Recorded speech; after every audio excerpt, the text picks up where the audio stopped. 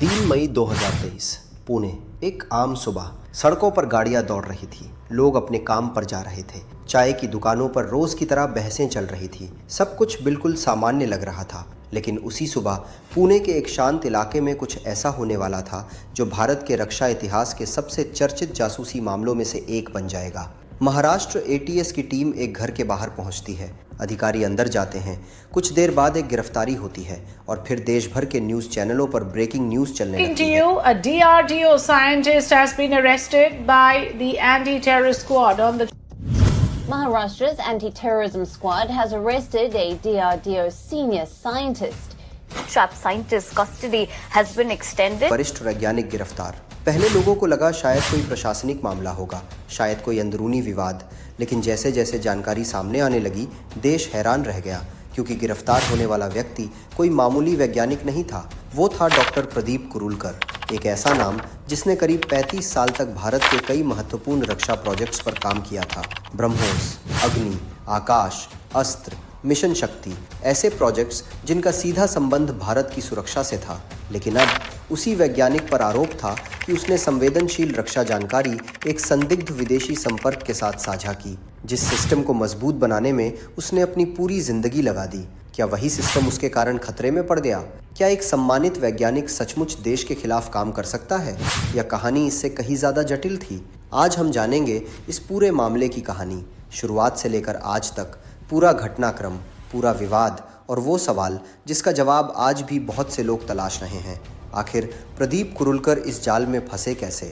1963 पुणे, महाराष्ट्र। एक पढ़े लिखे परिवार में जन्म हुआ प्रदीप कुरुलकर का। परिवार में तकनीकी और वैज्ञानिक माहौल था। बचपन से ही मशीनों और इंजीनियरिंग में उनकी रुचि थी। वो कुछ बड़ा करना चाहते थे, देश के लिए, तकनीक के क्षेत्र में, पढ़ाई में अच्छे थे।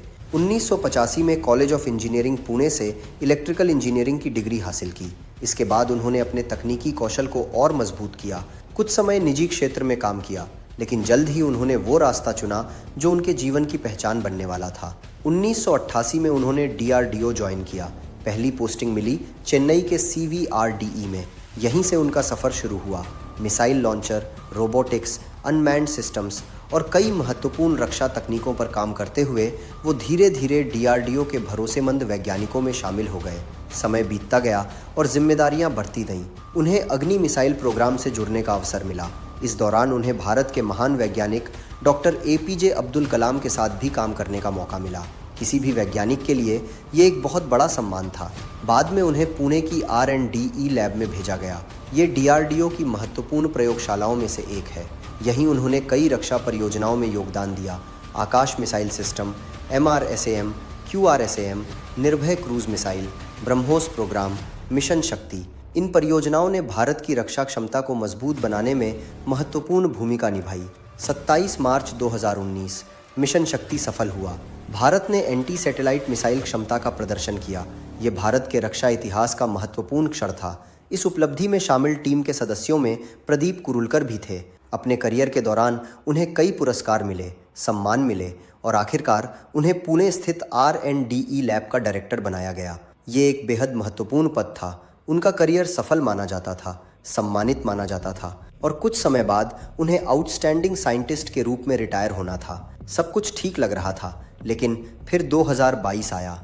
उम्र 59 साल, रिटायरमेंट नज़दीक, बाहर से सब कुछ सामान्य। लेकिन इसी दौरान उनकी ज़िंदगी में एक ऐसा संपर्क आया जिसने आगे चलकर सब कुछ बदल दिया। एक दिन व्हाट्सएप पर एक संदेश आया, एक अनजान नंबर से, +44 कंट्री कोड। प्रोफाइल में एक युवा महिला की तस्वीर, नाम ज़ारा दासगुप्ता। उसने खुद को UK में रहने वाली सॉफ्टवेयर इंजीनियर बताया। इंडियन ओरिजिन, शिक्षित, स्मार्ट और बातचीत में बेहद सहज। शुरुआत में सामान्य बातचीत हुई, फिर बातचीत नियमित हो गई। WhatsApp messages, voice calls, video calls, धीरे धीरे दोनों के बीच भरोसा बढ़ने लगा। ATS के अनुसार यहीं से कथित हनी ट्रैप ऑपरेशन शुरू हुआ।